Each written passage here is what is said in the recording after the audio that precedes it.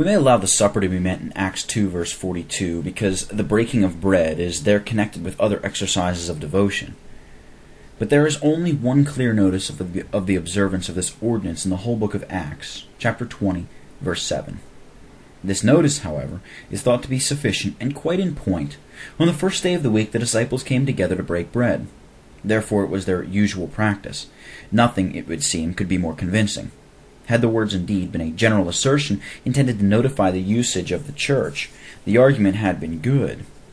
As if this were the case, they are commonly quoted in the above insulted manner. But if they refer to any particular instance, the argument fails. If to an extraordinary occasion, it is lost. Let us suppose, for the sake of an example, that instead of new moon, the Jews had been appointed to keep full moon as a period of sacred worship. Anyone previously acquainted with the history must have perceived the difference between these two sentences. At full moon the Jews killed and offered sacrifices to the Lord, and at full moon they killed the Passover. The latter sentence would not imply that every full moon was observed by killing the Passover, but only that when it was killed. This was the season. If, on a certain occasion, the disciples of a particular church came together to break bread on the first day of the week, all we can infer from the notice is that they did not keep the Jewish Sabbath, and that they preferred the Lord's Day as the most proper time for having the supper dispensed, when it was to be so. But not that it was even their custom, much less the universal custom of the church, to have it dispensed every first day of the week.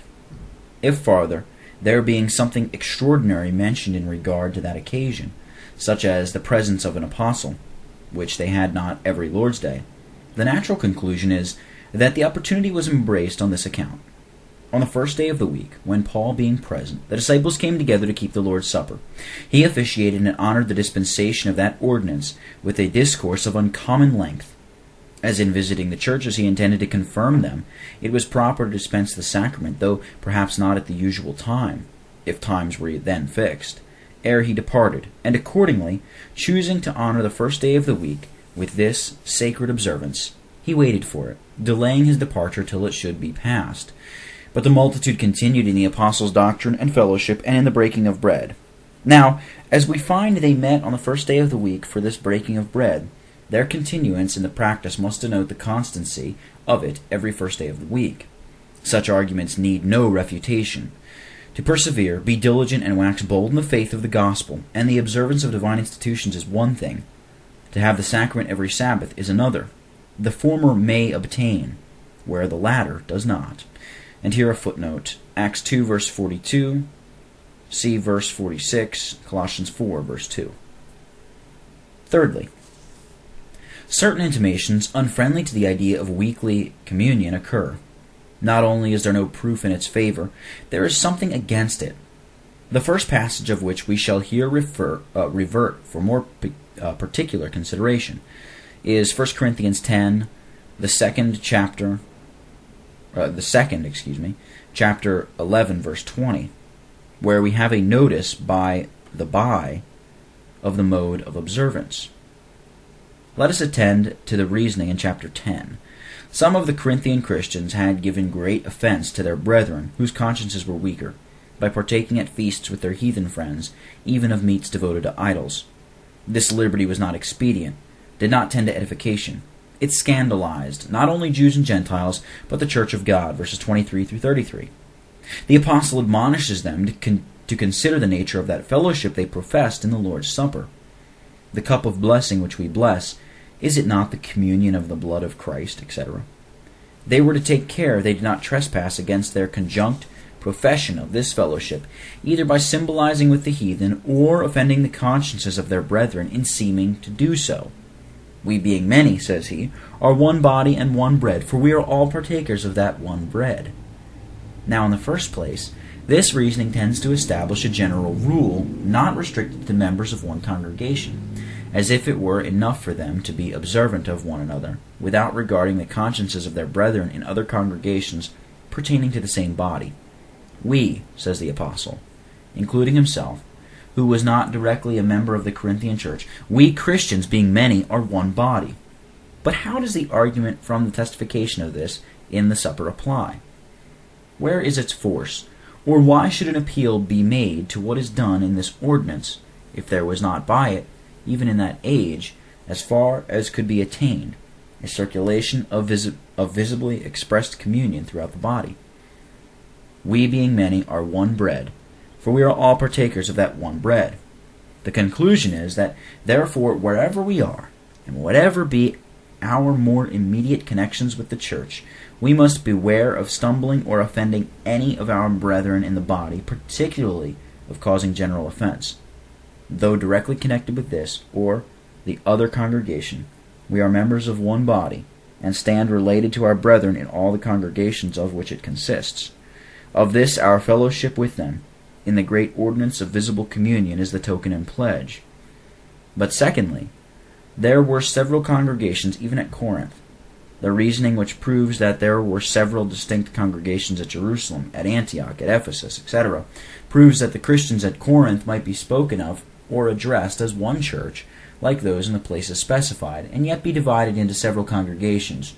And it establishes a strong probability that the case was the same at Corinth as in these places. And here a footnote. The appeal is made to the reasoning on the multitude of Christians at Jerusalem, because the information is more full in regard to these places. See Ayton on Church Government, Chapter 2, Section 5, quote, "It is vain to plead that the churches here meant are not those of Corinth, but of other places, such as the churches of Judea, of Galatia, or of Macedonia. For what had the women of Corinth to do in these churches, so as to need a prohibition from preaching or speaking in them?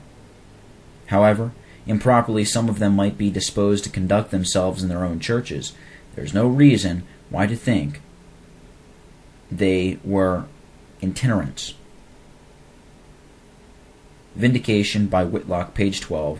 Dr. Campbell suggests what may account for the sacred writer styling the Christians at Jerusalem, Corinth, etc. one church, after several congregations might have been erected. The first congregation formed in these places founded the name, which was retained, even after that mother church had produced others around her. At the same time, the conjunction of these churches under one presbytery, Acts 21, verse 18, and their joining in one place in the celebration of the supper may be taken into the account, though the doctor supposes both these parts of order to be of later date. Arguments from the account of conversions at Corinth go to confirm the point, that the case was actually the same, and we have a direct assertion of it in 1 Corinthians 14, verse 34. "Let your women keep silence in the churches." Now the general rule laid down, admitted on this ground as express application to the Corinthian Christians, the members of one church meeting were to be observant, not merely of their brethren in it, but of all their brethren with whom they were wont to join in the ordinance of the supper. Suppose the members of one church had all been more enlightened in their own view than those of another. Were they, because the liberties they took gave no offense among themselves, therefore warranted to indulge in these to the scandalizing of their brethren? Would the argument of the apostle have failed in this case? Or does he not rather appeal to their fellowship in the supper as demonstrative of their unity, of their unity, and represent this ordinance as that which God had provided to keep alive the idea of general relations, to be a caveat against any one supposing he had no concern but with the members of his own congregation? But how could the apostle appeal to it in this light, if it had been a part of stated observance, restricted, like the other parts of divine worship, to each congregation, by being kept every first day of the week? It must have been an occasional observance, affording an opportunity for the members of the several churches to associate in visible communion. We being many, and though thus necessitated to meet for stated worship in distinct congregations, are yet one body, and this is testified by our joining together in the Lord's Supper. There we proclaim that we are one bread, as intimately connected as the portions used, or the particles of which they are composed. For we are all partakers of that one bread. Thirdly, the scheme of weekly communion destroys the force of the argument as intended to be of permanent use in the church. The idea of spiritual fellowship pervading a body may be called in, but under this idea, too, the strength of the consideration suggested evaporates. For spiritual fellowship exists and must exist among all genuine saints, nay, in a certain sense, among all Christians of the same profession, though many of these may be greatly defective in their duty to Christ or to their brethren in the Lord. There was indeed no necessity for appealing so specifically to what is done in observing the supper, if spiritual fellowship was solely meant by the Apostle.